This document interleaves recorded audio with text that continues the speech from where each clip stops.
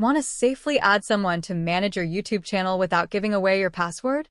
Most creators skip the permission step and lose access to their own channel. Subscribe now and learn the correct way. Log into your YouTube account, click your profile icon, and select YouTube Studio. Click the Settings gear icon in the bottom left corner of the dashboard. Go back to Settings and click Permissions. Then click the Manage Permissions link. Important note: if a pop-up appears asking you to opt out of permissions in YouTube Studio, click that first before continuing.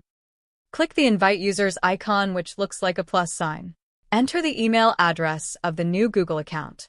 Set the role to Owner. Then click Invite. After the new account accepts the invitation, they must remain an owner for 7 days.